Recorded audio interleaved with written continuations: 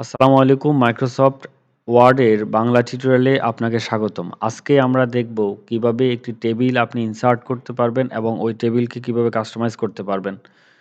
তো table insert করার জন্য আপনাকে যেতে হবে ইনসার্ট মেনুর আন্ডারে টেবিল যে টুল এখানে আপনি ক্লিক করলে দুভাবে আপনি টেবিল ইনসার্ট করতে পারবেন। একটা হচ্ছে এখান থেকে আপনি দেখে যে টেবিল কয়টা রো চাচ্ছেন এবং কয়টা কলাম এবং কয়টা রো চাচ্ছেন। এটাকে বলা হয় যদি আপনি উপর থেকে নিচে চিন্তা করেন তাহলে এটা হচ্ছে একটা কলাম এবং ডান থেকে বামে যদি চিন্তা করেন এগুলোকে বলা হয় রো। তো এখান থেকে আপনি যে কয়টা রো এবং যে কয়টা কলাম নিতে চাচ্ছেন আপনি জাস্ট এখানে ড্র করে দিয়ে অ্যান্ড মাউসের লেফট বাটন ক্লিক করবেন তাহলে এখানে কিন্তু আপনার টেবিলটা চলে আসবে। তো আমি যদি ব্যাকে যাই এবং এখান থেকে আমি আবার টেবিল ইনসার্ট থেকে টেবিলে যাই, এখানে আপনি চাইলে ম্যানুয়ালি আপনি নাম্বার দিয়েও কিন্তু আপনি টেবিল ইনসার্ট করতে পারবেন। এক্ষেত্রে আপনি ইনসার্ট টেবিলে ক্লিক করবেন এবং আপনার যে কয়টা রো এবং কলাম প্রয়োজন হবে, সে কয়টা রো এবং কলাম এখানে দিয়ে আপনি টেবিল ইনসার্ট করতে পারবেন। তো আমি প্রথমে প্রথমে বলা হচ্ছে নাম্বার অফ কলাম অর্থাৎ কলামের নাম্বার আমি যদি 7 দেই এবং রো যদি আমি হচ্ছে এই ১০ টা রো নিতে চাই, তাহলে এখানে ফিক্সড কলাম উইথ অটো এটা সেট থাকা অবস্থায় আপনি যদি এখানে ওকে দেন, তাহলে কিন্তু আপনার এখানে টেবিলটা চলে এসেছে। এরপর আমরা দেখব যে টেবিলের ভিতরে ভ্যালু অ্যাসাইন করার পর টেবিলের কাস্টমাইজটা আমরা কিভাবে করব। আমি সময় বাঁচানোর জন্য এখানে একটা টেবিলের মধ্যে ভ্যালু দিয়ে রেখেছি। তো খেয়াল করুন, প্রথমে যদি এটা আমরা চিন্তা করি, এটা হচ্ছে টেবিলের হেড এবং এগুলো হচ্ছে তার ভ্যালু। অনেক সময় দেখা গেল আপনি যে কয়টি কলাম নিয়েছেন বা হ্যাঁ, যে কয়টি কলাম বা রো নিয়েছেন সেখান থেকে কিছু কলাম এবং রো এর প্রয়োজনীয়তা নাই। সেক্ষেত্রে আপনি এগুলোকে ডিলিট করে দিতে পারবেন। মাউসের এই যে সাইনটা, এই সাইন না সরি এই যে এই এই অবস্থায় মাউসের যে তীর চিহ্ন আছে এই অবস্থায় যদি এটার উপর আপনি ক্লিক করেন তাহলে ব্লক হবে এবং মাউসের লেফট বাটন চেপে যদি ডানে চাপেন তাহলে পাশেরটাও ব্লক হবে। এই অবস্থায় এখানে ব্লক হওয়ার পর এই যে ব্লকের যেকোনো একটা জায়গায় আপনি মাউস কার্সর রেখে রাইট বাটন ক্লিক করবেন এবং এখান থেকে আপনি ডিলিট কলামস এ ক্লিক করার মাধ্যমে আপনি কিন্তু এই টেবিলের বাড়তি যে কলামগুলো আছে সেগুলোকে ডিলিট করে দিতে পারবেন। আপনি চাইলে আপনার এই টেবিলটাকে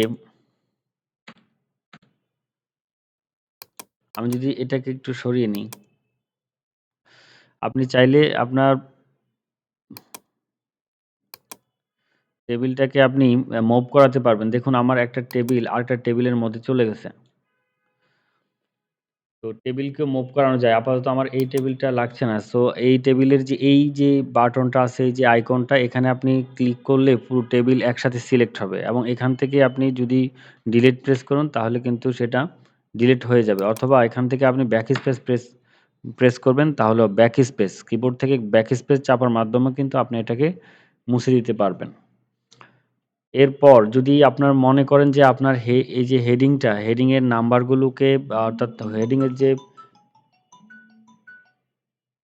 হেডিং এর মধ্যে যে লেখাগুলো আছে এগুলোকে আপনি একটু হাইলাইট করতে চাচ্ছেন বা বড় করতে চাচ্ছেন, সেক্ষেত্রে আপনি পুরো যে রোটাকে আপনি একসাথে সিলেক্ট করতে পারবেন। সিলেক্ট করার জন্য আপনি কিবোর্ডের মাউসের কার্সর এই অবস্থায় রেখে যদি আপনি ডাব এখানে ক্লিক করেন, একটা সিঙ্গেল ক্লিক করেন তাহলে এটা ব্লক হবে এবং এখান থেকে আপনি এটাকে হেডিং হিসেবে বড় করে দিতে পারবেন অথবা আপনি যেকোনো ধরনের কারেকশন এখানে করতে পারবেন।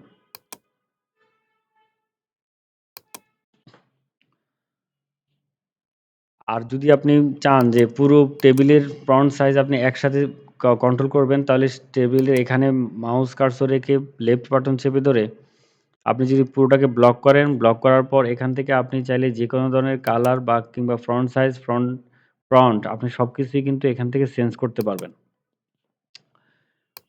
অনেক সময় দেখা যায় যে আমাদের কোনো একটি টেবিলের রো কিংবা কলামের সাইজ মানে আমার প্রয়োজনের চেয়ে বেশি হয়ে যায়। সেক্ষেত্রে আপনি কি মাউসের এই যে সাইন অর্থাৎ উপরে এবং নিচের দিকে যে তীরচিহ্ন এই সাইনটা আসলে আপনি লেফট বাটন চেপে ধরবেন এবং এখান থেকে এটাকে আপনি মুভ করতে পারবেন।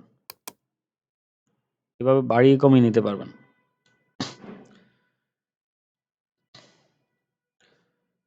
মাঝখান থেকে যদি কোনো রো কিংবা কলাম আপনার ডিলিট করার প্রয়োজন হয়, সেক্ষেত্রে আপনি একই পদ্ধতিতে কার্সরের এই সাইনটা যখন আসবে, ঠিক এই সাইনটা এখন যেটা দেখছেন তীর চিহ্ন নিচের দিকে, এখানে যদি আপনি লেফট বাটন ক্লিক করেন তাহলে কিন্তু এটা ব্লক হবে এবং এখান থেকে আপনি ব্লকের যেকোনো এক জায়গায় রেখে রাইট বাটন ক্লিক করার মাধ্যমে এখান থেকে কিন্তু আপনি ডিলিট করে দিতে পারবেন।